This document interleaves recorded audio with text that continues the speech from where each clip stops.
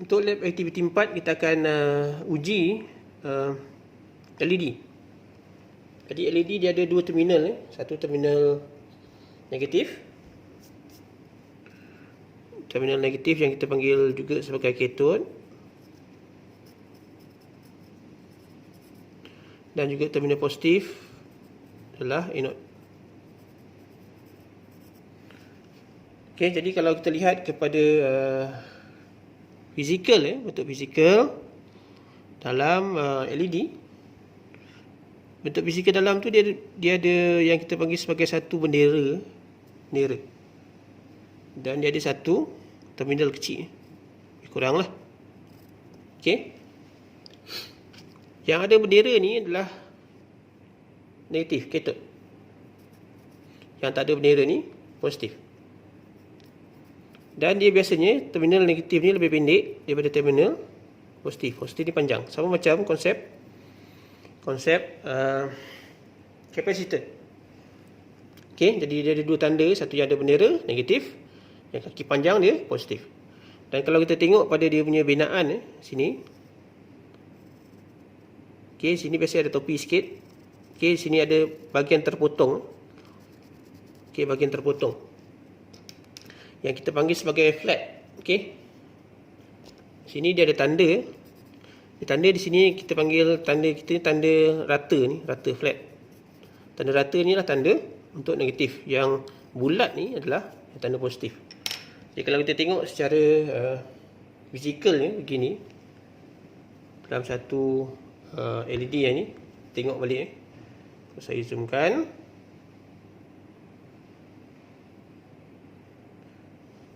Kalau kita lihat di sini, dia nampak macam ada flag. Okey. Dan kalau lihat sini dia bulat. Di bahagian ujung ni adalah bahagian terpotong. Kalau kita tengok ni ada bahagian rata ni, nampak. Ada bahagian rata. Ada bahagian rata, yang lain ni bahagian bulat. Ni bahagian rata tu, bahagian rata tu lah negatif. Ataupun kalau kita tengok di sini, ni yang kaki panjang ni adalah positif, yang kaki pendek ni adalah negatif. Jadi LED ni akan menyala kalau kita bekalkan dengan satu sumber bekalan. Jadi dia ada beberapa contoh kat sini.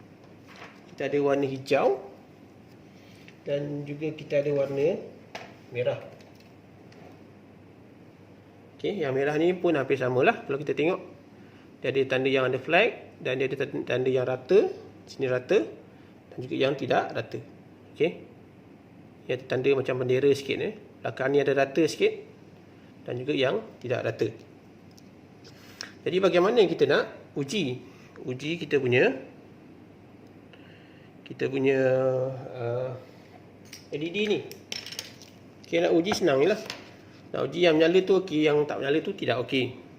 Itu secara mudahnya. Dan kalau kita tengok kepada konsep asas, sekiranya multimeter ni kita nak jadikan sebagai punca bekalan, apa yang kita perlu ingat balik adalah cara pengujian. Okey.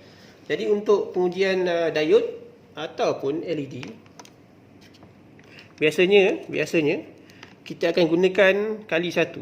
Kenapa kali satu? Pada kali satu ni adalah current yang paling tinggi bateri dalam multimeter ni boleh bekalkan. Dan pada kali satu lah juga dia boleh menyalakan awak punya LED. Jadi kita shortkan dulu ya. Jadi kaedah yang termudah, okey, paling asas yang kita gunakan adalah setting pertama. Pastikan ini ohmmeter ni diletakkan pada kali satu. Okey. Dan sekiranya multimeter ini dijadikan sebagai punca bekalan, merah ini akan jadi terminal negatif. Hitam ini akan jadi terminal positif. Jadi hitam ditakrifkan sebagai terminal positif, merah ditakrifkan sebagai terminal negatif. Okey. Jadi positif, negatif dia akan menyalakan kita punya LED. Okey, sebagai contoh saya ambil yang ini. Kalau nak nampak yang ni kaki panjang. kaki panjang adalah terminal positif. Lekatkan di sini. Kaki negatif pada terminal pendek. Di terminal merah ni adalah terminal negatif. Jadi kalau LED ni okey, dia akan menyala lah. Dia akan menyala Dia akan ada bacaan. Jadi kalau kita tengok kepada ini, jadi saya akan uji pada dua bahagian ya.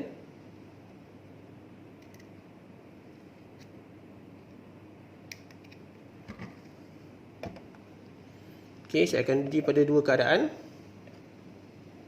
Satu positif, satu negatif. Ni di mana ni, sini saya dah tanda ya. Saya dah tanda. Jadi positif akan pergi pada positif, negatif akan pergi pada negatif. Negatif ni warna merah.